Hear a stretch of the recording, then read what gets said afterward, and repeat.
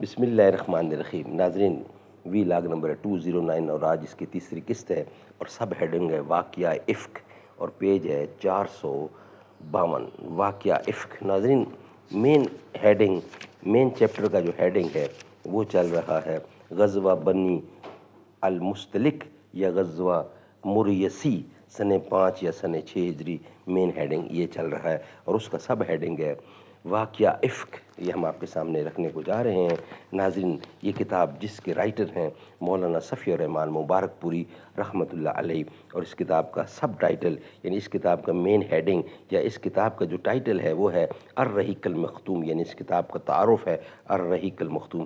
سیرت النبی صلی اللہ علیہ وسلم پر دنیا بھر میں اول انعام یافتہ یہ کتاب ہے جس سے یہ واقعہ ہم آپ کے سامنے رکھ رہے ہیں۔ میری دنیا میں بھی ہو، میری دنیا میں بھی ہو، کاش کوئی درد مند پیدا، میری بھی قوم کا کوئی مسیحا ہو عمر جیسا، فقط باتوں سے حق عشق نبی کا ہو ادا، کیسے نبی سے پیار ہو جائے تو جذبہ ہو عمر جیسا، ترقی کی ہے خواہش تو دعا مانگو یہ فاروقی، ہمارے ملک کا قائد ہمیشہ ہو عمر جیسا۔ سبحان اللہ۔ واقعہ افک اس غزوے کا دوسرا اہم واقعہ افک کا واقعہ ہے۔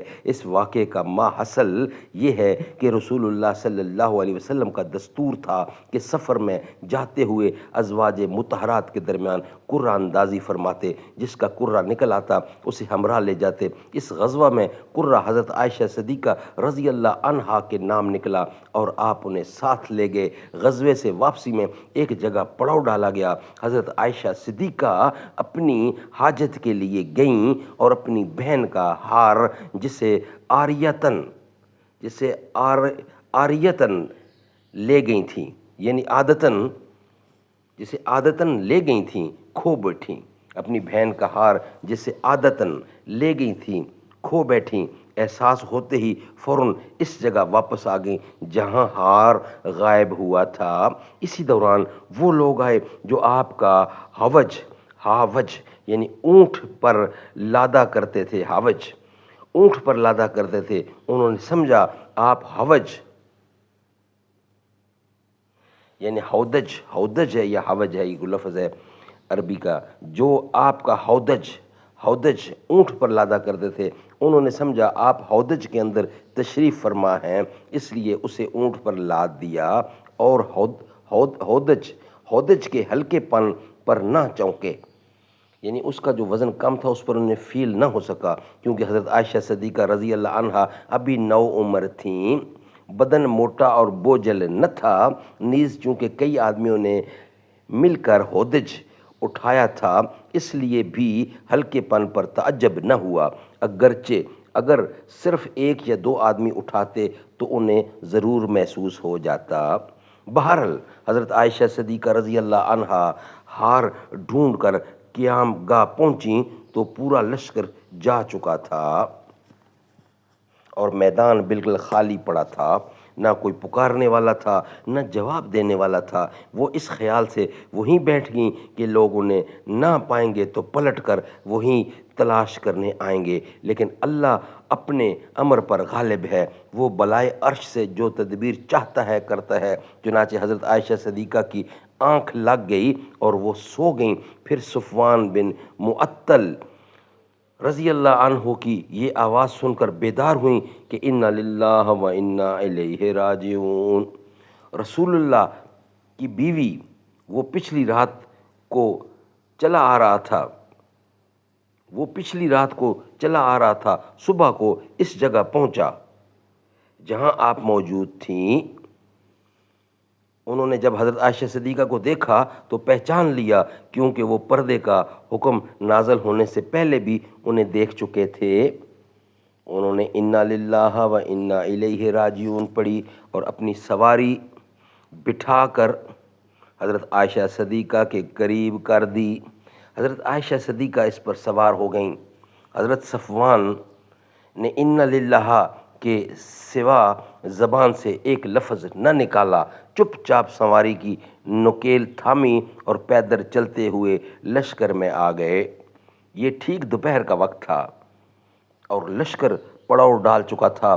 انہیں اس کیفیت کے ساتھ آتا دیکھ کر مختلف لوگوں نے اپنے اپنے انداز پر تبصرہ کیا اور اللہ کے دشمن خبیث عبداللہ بن ابی کو بڑھاس نکالنے کا ایک اور موقع مل گیا۔ چنانچہ اس کے پہلو میں نفاق اور حسد کی جو چنگاری سلگ رہی تھی، اس نے اس کے کرب پنہاں کو عیاں اور نمایاں کیا، یعنی بدکاری کی تہمت تراش کر واقعات کے تانے بانے بنتا، تہمت کے خاکے میں رنگ بھرنا اور اسے پھیلانا، بڑھانا اور ادھیڑنا اور بننا شروع کیا۔ اس کے ساتھی بھی اسی بات کو بنیاد بنا کر اس کا تقرب حاصل کرنے لگے، اور جب مدینہ آئے تو ان تہمت تراشوں نے خوب جم کر پراپوگنڈا کیا۔